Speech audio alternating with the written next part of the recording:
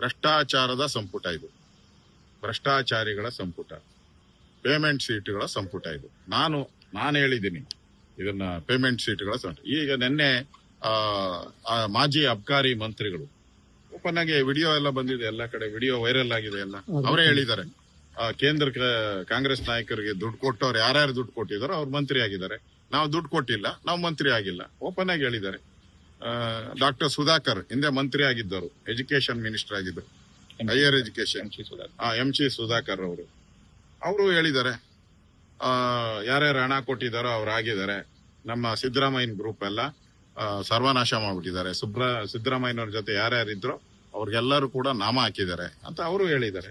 ಮತ್ತೆ ಪ್ರತಿಯೊಬ್ಬರು ಪ್ರೊಟೆಸ್ಟ್, ಈಗ ಲೇಔಟ್ ಕೃಷ್ಣಪ್ಪ ಅವರು ನೋಡಿದ್ದೀರಾ, ಸಿಎಂ ಪೋಸ್ಟ್ಗಳಿಗೆ ಎಲ್ಲ ಕೈಯಿಂದ ಏನೇನೋ ತಗೊಂಡು ಹೊಡಿತಾ ಇದ್ದಾರೆ, ಅದೆಲ್ಲ ಬರ್ತಾ ಇದೆಯಲ್ಲ. ಇಡೀ ಚಿಕ್ಕಬಳ್ಳಾಪುರ 3 ತಾಲೂಕುಗಳು ಬಂದ್ ಆಗಿದೆ, ಫುಲ್ ಅಂಗಡಿ ಮುಗ್ಗಟ್ಟು, ಬಸ್ಗಳು, KSRTC ಎಲ್ಲ ಬಂದ್ ಆಗಿದೆ.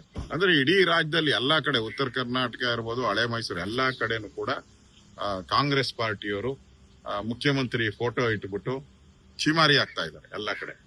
ಅಂದ್ರೆ ಕಾಂಗ್ರೆಸ್ ಕಾರ್ಯಕರ್ತರಿಗೂ ಅನ್ಸ್ಬಿಟ್ಟಿದೆ ಈ ಮಂತ್ರಿಗಳಾಗಿರೋರೆಲ್ಲ ಪೇಮೆಂಟ್ ಮಂತ್ರಿಗಳು ಅಂತ. ಇದನ್ನ ನಾನು ಹೇಳ್ತಾ ಇಲ್ಲ, ಕಾಂಗ್ರೆಸ್ ಪಾರ್ಟಿಯವರು ಹೇಳ್ತಾ ಇದ್ದಾರೆ, ಕಾಂಗ್ರೆಸ್ ಪಾರ್ಟಿಯ MLAಗಳು ಹೇಳ್ತಾ ಇದ್ದಾರೆ. ದುಡ್ಡು ಕೊಡದೇ ಇರೋರಿಗೆ ಮಂತ್ರಿಗಳು ಸಿಕ್ಕಿಲ್ಲ ಅಂತ.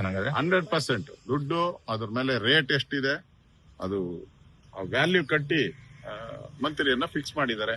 ಇದನ್ನೆಲ್ಲರೂ ಹೇಳ್ತಾ ಇದಾರಲ್ಲ, ಯಾರೇ ಕಾಂಗ್ರೆಸ್ MLAಗಳನ್ನ ಕೇಳಿ ಅವರೆಲ್ಲ ಹೇಳ್ತಾ ಇದಾರೆ, ಕಾರ್ಯಕರ್ತರು ಹೇಳ್ತಾ ಇದಾರೆ. ನಿನ್ನೆ ಕಾಂಗ್ರೆಸ್ ಆಫೀಸ್ ಮುಂದೆ ದೊಡ್ಡ ಪ್ರತಿಭಟನೆ ನಡೆದೋಗಿದೆ. ಅದರಿಂದ ಇಲ್ಲಿ ಮುಚ್ಚುಮರೆ ಪ್ರಶ್ನೆನೇ ಇಲ್ಲ.